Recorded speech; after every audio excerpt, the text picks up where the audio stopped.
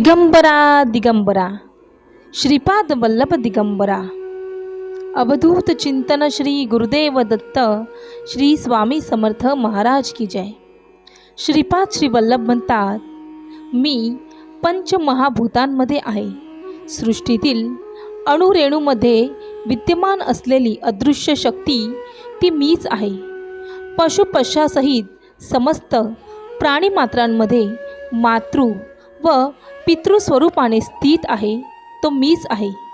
सकल सृष्टीचा गुरुस्वरूप मीच आहे।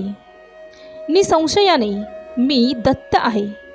तुम्ही शरीरधारी असल्याने तुम्हाला माझी ओळख पटण्यासाठी मी शरीर धारण केले आहे।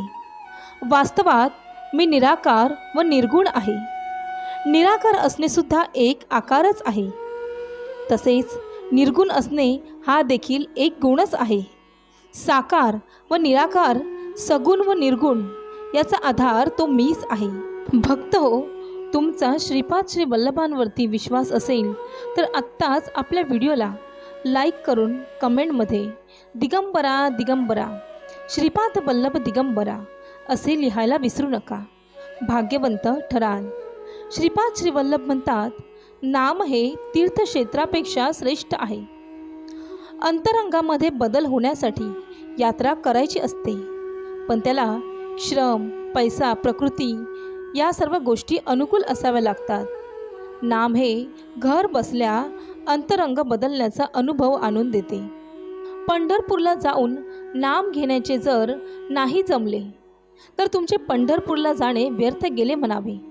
एखादा मुलगा बापाला म्हणू लागला की मी इतका जवळचा पण मला मिळतो मार, आणि तो लांबचा पोर त्याचे मात्र लाड, पण तो मार आपल्या हितासाठी असतो हे त्याला नाही समजत। कित्येक साधू दगड मारतात किंवा शिव्या देतात तरी लोक त्याच्या मागे लागतात, कारण त्याच्या शिव्या देखील आशीर्वादाप्रमाणे असतात। ते कित्येक लोकांच्या ध्यानी येत नाही। साधूंच्या बोलण्यामध्ये किंवा मारण्यामध्ये सुद्धा चांगली बुद्धी असते। एकच ठिणगी पूर्ण कापसाचा नाश करायला समर्थ असते। त्याचप्रमाणे भगवंताचे नाम सर्व पापांचा नाश करायला समर्थ असते। आपण ते आवडीने, तळमळीने, भावनेने घेत नाही। त्यात नामाचा काय दोष? नामाची भावना वाढवणे हीच उपासना होय। म्हणून नेहमी उपासना करा आणि कमेंटमध्ये होय दिगंबरा माझा तुमच्यावरती विश्वास आहे असे टाईप करा। दिगंबरा दिगंबरा श्रीपाद वल्लभ दिगंबरा असे टाईप करा। भाग्यवंत ठराल। मित्रांनो, ज्याला म्हणावे मी माझे त्यावर माझी सत्ता न गाजे। माझ्या इच्छेने माझे मलाच ठेवता येत नाही। जगाने माझ्या इच्छेने वागणे हे म्हणणे खरे नाही। सर्व काही देता येते दान, पण उर्वरित राहते अभिमान, आग्रह आणि हट्टीपण हेच अभिमानाचे लक्षण। कीर्तिपणाचा अभिमान हाच दुःखाला कारण जाण। प्रपंचाचे दुःख भोगणे तेच मीपणा असल्याची खूण जाणणे। मी माझेपणाने जोपर्यंत धडपड जाण तोपर्यंत नाही समाधान। म्हणून मी माझेपणाचे लक्षणे अंगीकारणे सोडा, म्हणजे जीवाला दुःख होणार नाही। कुणी आपल्याला बरे म्हटले की तेवढ्यापुरते बरे वाटते, ते समाधान म्हणता येईल का? जे मिळाल्याने दुसरे काही हवेसे वाटणार नाही ते समाधान। समाधान ही आंतरिक सुधारणेची खूणच आहे। ते मिळण्यासाठी प्रपंच सोडण्याची जरूरत नाही। प्रपंच सोडून कितीही लांब गेलो तरी त्याची आठवण येतेच, तेव्हा तसा तो सोडता येत नाही। तो एक राम म्हटल्याने सुद्धा, किंवा स्वामी म्हटल्याने सुद्धा, किंवा दिगंबरा दिगंबरा म्हटल्याने सुद्धा सुटू शकेल। कोणतेही कर्म करताना भगवंताच्या नामात करा, त्यामुळे समाधान मिळून मनुष्य सुख दुःखाच्या जाळ्यात गुरफटणार नाही। जो कोणी स्वतःचा उद्धार करून घेईल तो खरा ज्ञानी। काही न करणारा हा खरा अनाडी होय। सतत आनंद मिळावा यासाठी प्रयत्न करणे याचेच नाव परमार्थ। जग काय म्हणेल म्हणून वागणे याचे नाव व्यवहार। भगवंत काय म्हणेल म्हणून वागणे हाच परमार्थ आहे. त्यामुळे लोकांकडे लक्ष देऊ नका. तुम्ही तुमच्या भगवंताचे विचार करा. तुमच्या वागण्याने भगवंत तुमच्यावरती खुश होईल की रागवेल हे विचार करून जीवनामध्ये वागत चला. तुझ्या इच्छेनुसार गोष्टी होणारच.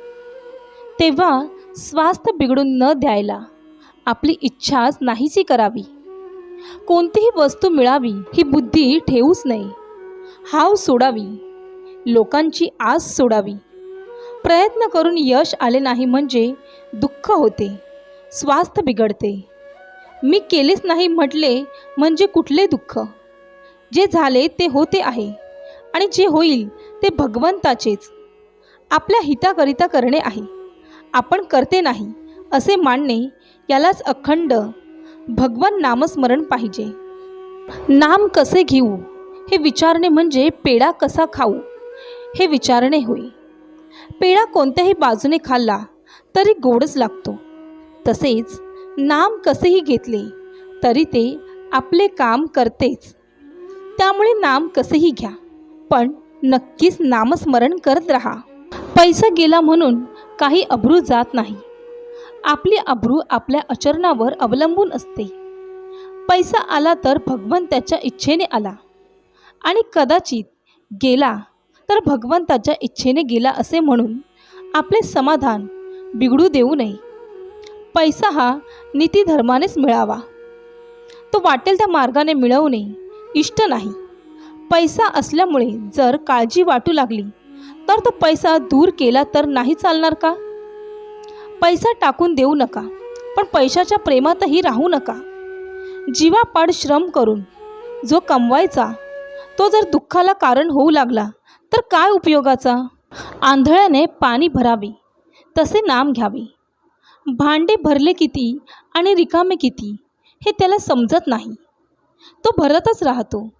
तसेच नाम सतत घेत राहावे, तरच ते देहाच्या कणकणात आणि मनाच्या अंतरंगात मुरते. पुढे देहाचे आणि मनाचे कणकण आपोआप नाम जप करत राहते. त्यामुळे तुम्ही नामस्मरण करत जा.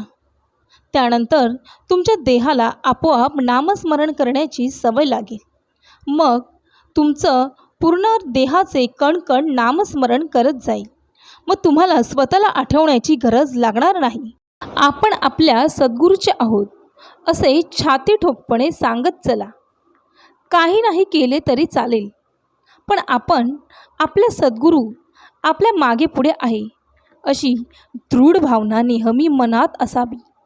मग तुमचे येणारे प्रत्येक दिवस चांगलेच होतील. तुम्ही जे काम कराल ते नक्कीच पूर्णत्वास येईल. अनुभव घ्या. हा संदेश शेवटपर्यंत पाहिल्याबद्दल धन्यवाद.